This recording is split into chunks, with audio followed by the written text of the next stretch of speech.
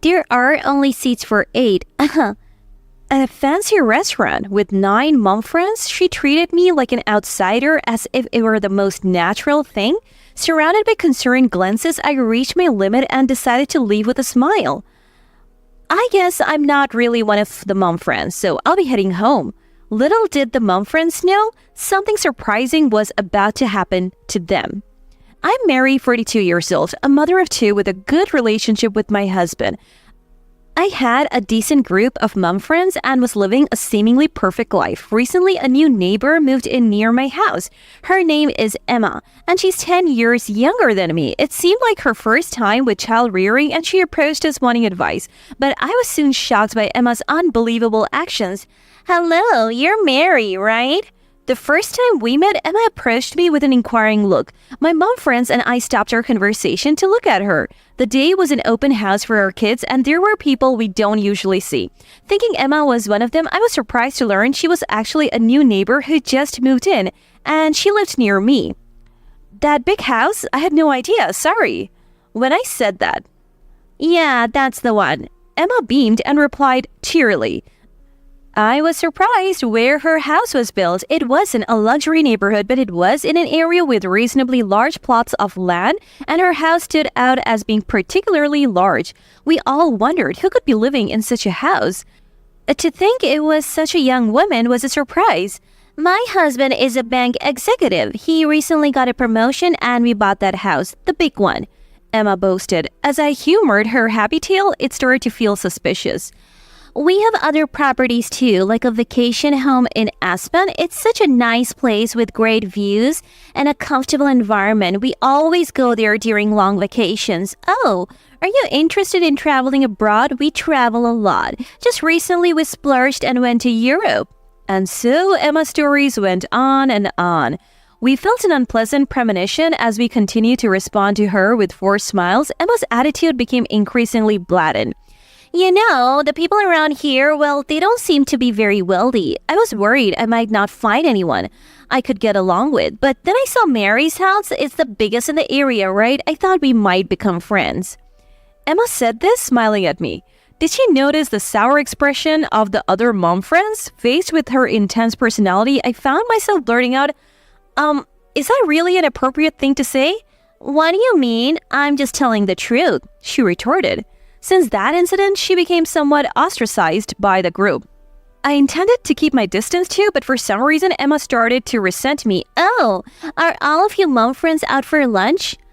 I next met Emma while I was having lunch with my mom friends. At that time, I had no idea she held a grudge against me. So I invited her to join us, but Emma made a face of clear distaste. A lunch with mom friends? That means gossip and bad-mouthing, right? You're probably talking about me, so I'll pass. Her cold words took me by surprise, but the other mom friends seemed to know something. Emma left her home that day. I decided to ask around. Then I heard that Emma was holding a grudge against me. Why? Did I do something? Well, remember the open house day? Since then, Emma has been telling people that Mary has been bad-mouthing her. Something about Mary being cold to her back then? But I wasn't cold to her, was I? I became increasingly confused and troubled. Then another mom friend said, didn't she get upset when you said something about being friends? Don't you remember? I tried hard to recall, then suddenly exclaimed. All eyes suddenly turned towards my voice. Feeling uneasy under their gaze, around the neighborhood, Emma was boasting so much that I had to express my concern. I said, the words I chose were, is that really the way to say it? That's all. Maybe that offended her? Hearing this, the other moms began to say, Emma's got a high pride, you know.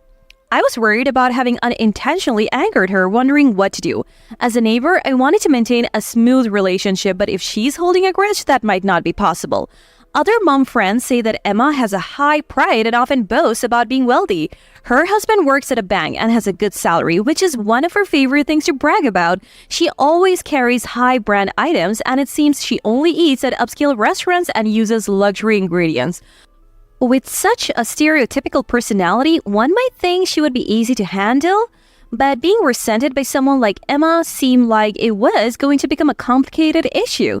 My apprehension was confirmed a few days later. I was meeting with the mom friends again at our usual cafe. That's when Emma appeared with a malicious grin and noticeably different demeanor than before. Looks like you're all gathered here again. I happen to have some time today, so I thought I'd join you, she said, looking around at us with a smile. We were speechless, exchanging glances. Then Emma proposed something unexpected. Why not leave this shabby place and go somewhere with better food? It turned out Emma was inviting us to her favorite upscale restaurant. We said we couldn't afford it, but Emma insisted she would cover everything. Reluctantly, we followed her to the new location. It was a historic restaurant in the area. We rarely get to come to places like this, one of the mom friends remarked. Emma nodded with a broad smile. Of course, with me you can dine in places like this. I have VIP entry to all the fancy restaurants around. Emma boasted proudly. I realized her true motive in that moment. She must be trying to win over the other mom friends. The way she provocatively looked at me made it clear I wasn't going to be included in her group. Her targeting my friends indicated the grudge she held against me was real. We entered the restaurant at Emma's urging. A waiter came over to greet us.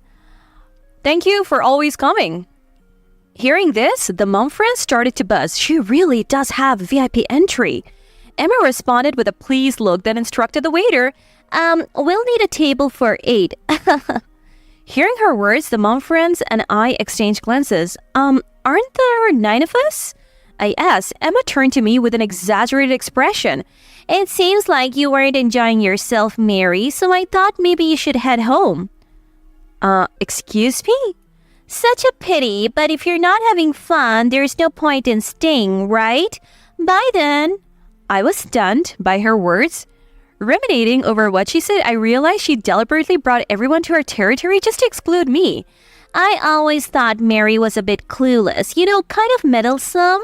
Like that time she commented on what I was saying as if it was any of her business. Emma said this with a mocking laugh. Clearly, she resented me for calling her out. I was surprised she would go to such lengths, but there was no way I could consider being friends with her after this. As I stood there in disbelief, Emma grew even more audacious. I might let you join us again if you promise never to be impertinent. I declined her offer with a wry smile. I explained that I only spoke up because that's what I felt at the time. But Emma glared at me displeased. How cheeky. I'm giving you a chance and you're still so annoying. Emma gestured dismissively with her hand as if to shoo me away. The other mom friends, sensing the awkward atmosphere, started to leave, but Emma wouldn't allow it. She pushed them into the restaurant with strong words, wearing a malicious smile. Looks like you'll be alone from tomorrow, Mary. Well, this place isn't really for you anyway. It's a top-tier restaurant. After all, unlike pretenders, only wealthy people dine here. Hearing this, my irritation reached its limits. It seems I'm not considered one of the mom friends, so I'll be going home. Feeling the gaze of the mom friends, I declared this with a smile. Emma looked triumphant. After giving Emma a brief glance, I continued. But first, let me say goodbye properly. As I said this, Emma looked at me quizzically. I brushed off her gaze and asked the waiter to call the manager.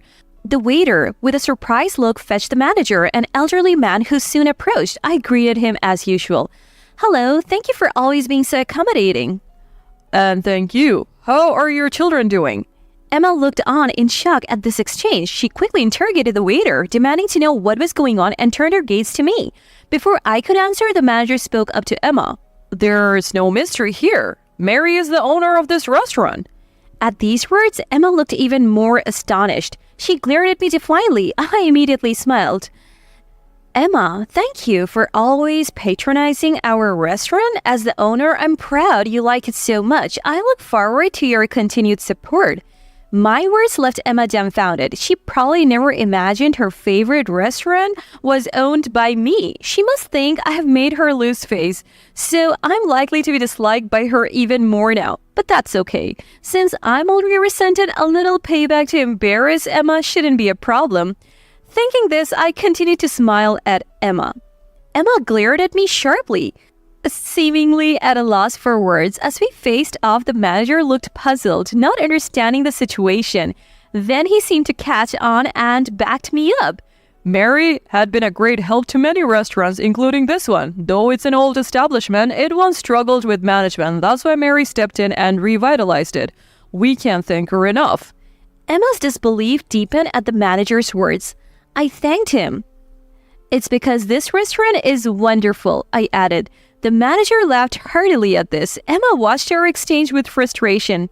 I'll be leaving now. Oh, and these ladies are my mom friends, so please take care of them. Certainly, Mary. Please come back with your family. We'll make sure to give you our best service. How far will you go to humiliate me? Marry the owner? That's impossible. Emma protested. I reaffirmed it's true, but she seemed even more irate. This is just one of my favorite restaurants, but fine, if this is Mary's place, I'll never come back. There are plenty of other good restaurants, like that French restaurant on the corner. She pointed outside. The restaurant was upscale too, and I exclaimed, huh, that's a restaurant of this manager's brother, so it's also under my management. Actually, most of the upscale restaurants around here are. You could say I'm a consultant in this field. Emma looked at me in astonishment. Didn't know they were brothers? It's understandable that you didn't know. Emma's face twisted in frustration, and finally she started to rant about being ridiculed. Surely you're just humoring me. Manager, you'd better side with me now. My husband works in banking and deals with loans. If you side with this woman, you will never get a loan from the bank again. At Emma's words, the manager looked troubled. I probably had a similar expression. As the mom friends tried to intervene, Emma continued to rant and insult me. Then, a man in a suit appeared. Seeing him, the color drained from Emma's face. Well, what are you doing here? At Emma's words, the manager, mom friends, and I all turned to look at the man in the suit. He looked serious and was taken aback by the sudden attention. Emma quickly approached and grabbed his arm. Listen to me. That woman is making fun of me. I don't know if she's some consultant or whatever, but it sounds fishy, right? And that man next to her is in on it too. Don't lend them anything, no matter what they offer. Emma's husband, who was visibly shaken, looked at me and exclaimed in recognition, Long time no see. How's business been lately? Emma looked at her husband in shock upon hearing this. Then her husband explained about me, similar to what the manager had just said. Emma's complexion grew worse as she listened. I briefly greeted him, explained the situation, and mentioned that things were getting a bit heated. Emma's husband's eyes widened in surprise. I'm sorry for any trouble Emma has caused. Emma, what on earth are you doing? Mary is one of our valued clients. Why would you lend money to someone as dubious as her? Emma appealed to her husband, who shook his head. Banking is about trust, he said. Don't cause any more trouble. What if you damage the bank's reputation? Besides, Mary is not dubious at all. Most businesses she's involved with are doing well. She even returns loans with interest within a few months. She's very skilled. Emma, apparently displeased by her husband's praise of me, approached me with a menacing look and raised her hand to slap me. I braced for impact, but her hand never came down. Her husband had stopped her. What are you trying to do? Because of Mary, I'm all alone. She embarrassed me, and now everyone's gossiping about me being new money. Are you okay with that? I was surprised by Emma's words. I hadn't realized my casual remark had escalated to this extent. I quickly apologized sincerely. I had no idea my careless words caused such trouble. I'm truly sorry. But Emma was not in a forgiving mood. She shook off her husband's hand and lunged at me, climbing on top of me and swinging her hands down. All I could do was protect myself, but the mom friends intervened, thankfully diffusing the situation. I didn't mean any harm. I only spoke up because you were calling people poor. At my words, Emma's husband reacted strongly. What do you mean by that? He confronted Emma, bringing up a similar past incident that had made her uncomfortable. Apparently, Emma had moved to our area due to troubles with her previous mom friends. It seems her personality led to her isolation. After being told to go home and have a serious talk, Emma left with a bitter face. We, the remaining mom friends, disbanded for the day. Since then, Emma has become much quieter. It appears she received quite a lecture after returning home that day. Her habit of boasting and spending a significant amount of money on herself was notable. Her husband admonished her, saying, "You have children. It's time to grow up." Reflecting on this, Emma has since been working at a local supermarket seemingly as a form of social learning. I occasionally visit the supermarket and have seen Emma working there from a distance. There seem to be some customer issues, but she's handling her job well. As for me, I was concerned about how our neighborhood relations would turn out, but everyone has been treating me as usual. When I go out, like for garbage disposal, I greet Emma, but she quickly returns home without engaging in much conversation. However, I've heard that Emma has recently made some new mom friends. She's no longer isolated, which must be settling for her. I'm maintaining my own way of handling things while focusing on raising my kids.